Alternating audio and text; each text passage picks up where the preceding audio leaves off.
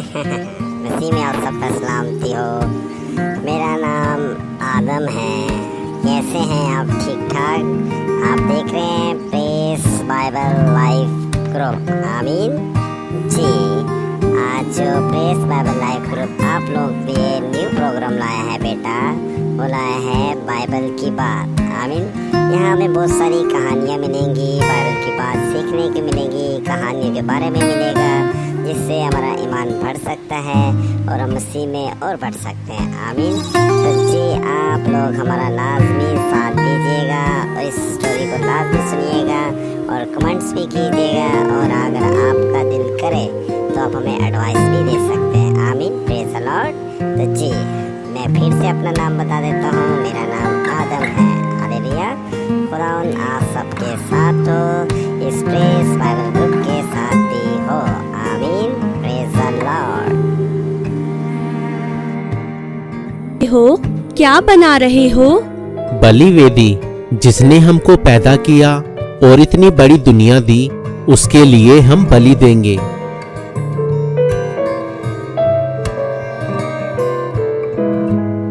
केन, उसको रख दो।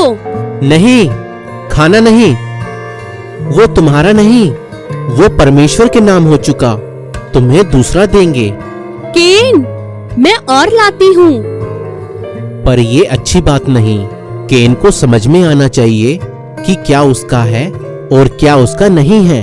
बच्चा है, जब बड़ा होगा तो समझ जाएगा। हे परमेश्वर, तू जो हमें सबसे ज्यादा प्रिय है, हे परमेश्वर, तूने जो हम सबको बनाया है, हे अनादिकाल परमेश्वर, तू जो सबसे बड़ा है, हम तुझे याद करते हैं और हम तेरे नाम पर ये बलि लाए हैं। हमारी ये भेंट स्वीकार कर।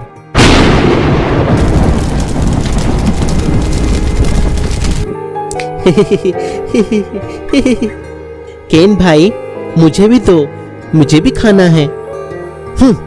फिर आ गया।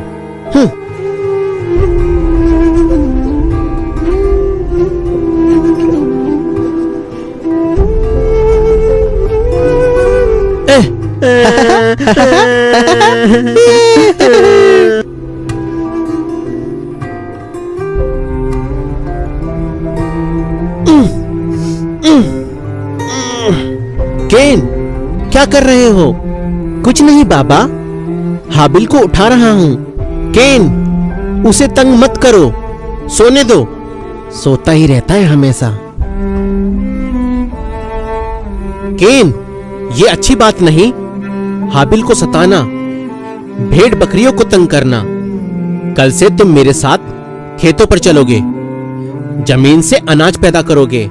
भेड़ बकरियों की देखभाल हाबिल करेगा। सुबह तैयार रहना और चलना मेरे साथ।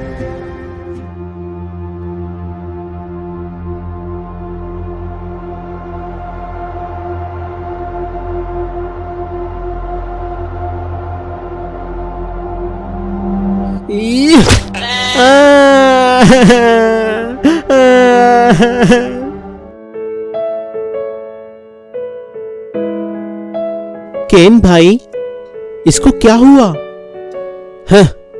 टांगे तोड़ दी मैंने इसकी। अब कभी मेरे खेत में नहीं घुस सकेगी।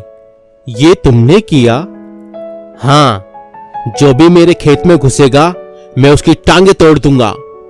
इसलिए कहता हूं, तुम अपनी ये भेड़ बकरियां संभाल कर रखो। केन भाई, तुम्हें इतना गुस्सा क्यों आता है? आता है तो आता है, तुम्हारा क्या जाता है? केन भाई, मैं तुम्हारे खेत के चारों तरफ बड़े बड़े पत्थर लगा देता हूं, फिर ना कोई अंदर आ पाएगा और ना बेचारा बेकार में जख्मी होगा। रुको, तुम अपनी फिक्र करो और मुझे नसीहत देने की कोशिश मत करो। पत्थर लगाने मुझे भी आते हैं। मैं तो बहुत बड़े इलाके के चारों तरफ पत्थर लगाने वाला हूं। खेत भी उसी में होगा और जन्नत जैसा बाग भी उसमें होगा। खुदा से मुकाबला करोगे? मैं कुछ भी करूंगा। तुम्हारे सीने में दर्द क्यों होता है? तुम जाओ, अपनी भेड़ चराओ। मेरी जन्नत में तुम्हारे लिए भी कोई जगह नहीं होगी। ठीक है भाई, मत आने देना, पर अभी घर की जन्नत में तो चलो। वो जन्नत भी तुम्ही को मुबारक, आखिर लाडले भी तो तुम ही हो। हाबिल, तुम जाओ, मैं यहीं पर सोऊंगा। हुर्र, हट, हट, हट, हट, हुर्र, हुर्र। केन, मैं जानती थी कि तू घर नहीं आएगा। तुझे खुले खुले खेत बहुत पसंद है। देख, इसीलिए तेरा खाना मैं यहीं पर ले आई। माँ, अंदर नहीं जाना। क्यों? अंदर जाने से क्या होगा? केन भैया कहता है अगर कोई अंदर घुसा तो वह उसकी टांगे तोड़ देगा। हाँ। मैं तो मजाक कर रहा था माँ, ये तो कुछ समझता ही नहीं है। आओ, अंदर आ जाओ।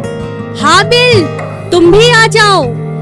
नहीं माँ, मुझे डर लगता है। मुझसे नहीं, तुम्हारे गुस्से से। अच्छा ठीक है, तू जा बाबा के पास, मैं आती हूँ थोड़ी देर में। अच्छा माँ। हुर, हुर, हुर, हुर, हुर, हो, हो, हो, हो। केन, मैं जानती हूँ तू अच्छा है। हमें ये सब कुछ परमेश्वर ने दिया है। हमें परमेश्वर का शुक्र करना चाहिए, है ना? जब तेरी फसल पक जाएगी तब उसमें से कुछ हिस्सा हम परमेश्वर को बलि में देंगे, फिर परमेश्वर और ज्यादा देंगे।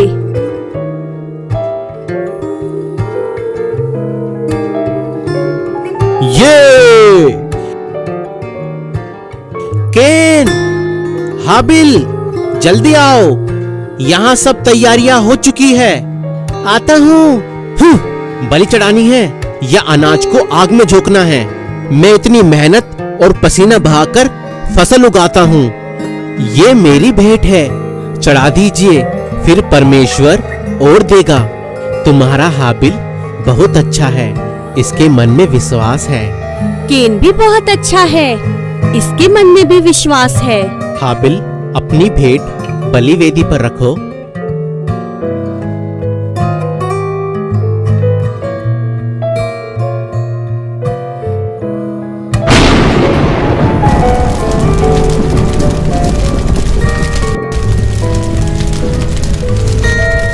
केन, अब तुम भी अपनी भेंट वेदी पर रखो।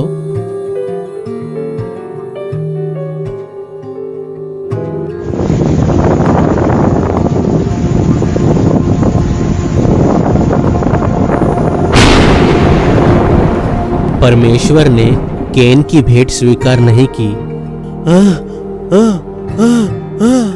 रुको केन भाई, केन भाई, केन भाई। तब केन अति क्रोधित हुआ और उसके मुंह पर उदासी छा गई। तब परमेश्वर ने उससे कहा, केन, तू क्यों क्रोधित हुआ और तेरे मुंह पर उदासी क्यों छा गई? यदि तू भला करे तो क्या तेरी भेंट भी कबूल नहीं की जाएगी? यदि तू भला नहीं करेगा तो पाप की लालसा तेरी ओर होगी और तुझे पाप के ऊपर प्रभुता करनी है। पाप पर प्रभुता कर, पाप को अपने ऊपर प्रभुता ना करने दे। केन भाई, केन भाई, केन भाई, केन भाई। या फसाद की सारी जड़ तुम हो। तुम नहीं थे तो माँ बाप का लाडला मैं था। बहुत अच्छे हो तुम, है ना? अब ऐसे ही पड़े रहो, तभी अच्छे लगोगे। केन, हाबिल, कहाँ हो तुम? हाबिल, हाबिल उठ मेरे भाई, देख माँ बुला रही है। हाबिल, हाबिल, जल्दी उठ मेरे भाई। हाबिल।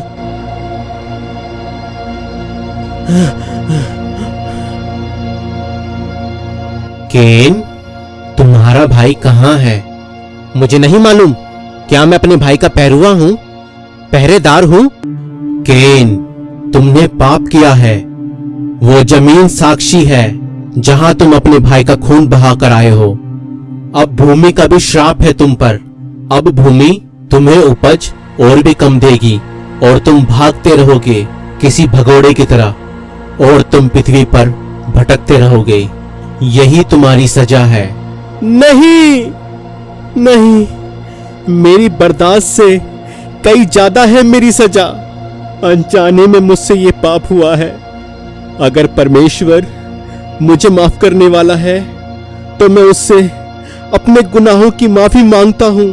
सुनो केन, तुमने जो कहा मैंने सुना, लेकिन तुमने अपने भाई की हत्या की है, इसीलिए मैं तुम्हें तलाक देता हूँ।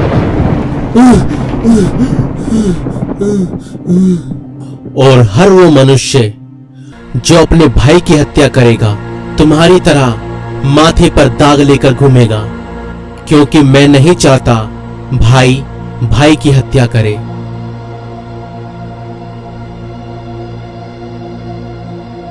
क्या हुआ? क्या हुआ? ये तो हाबिल है। इसे क्या हुआ है? हाबिल, हाबिल, हाबिल बेटे, क्या हुआ? ये कुछ बोलता क्यों नहीं? ये तुम क्या कर रहे हो?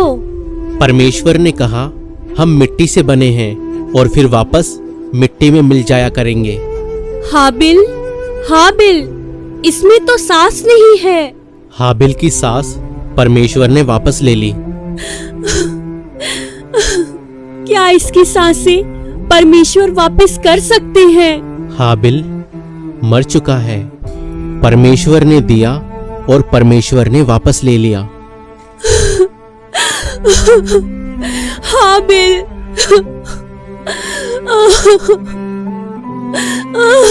हाबिल मेरा बेटा। हव्वा, परमेश्वर पर भरोसा रखो, वो हमेशा देने वाला है। पहले भी दिया, आगे भी देगा। ये दुनिया का पहला अपराध था। एक भाई ने एक भाई की हत्या की थी। आज भी जब कोई किसी की हत्या करता है तो दरअसल एक भाई ही भाई की हत्या करता है, क्योंकि हम सबका पूर्वज वो ही आदि मानव था। लेकिन आदि मानव की कहानी यहाँ समाप्त नहीं होती। ये तो बस शुरुआत है।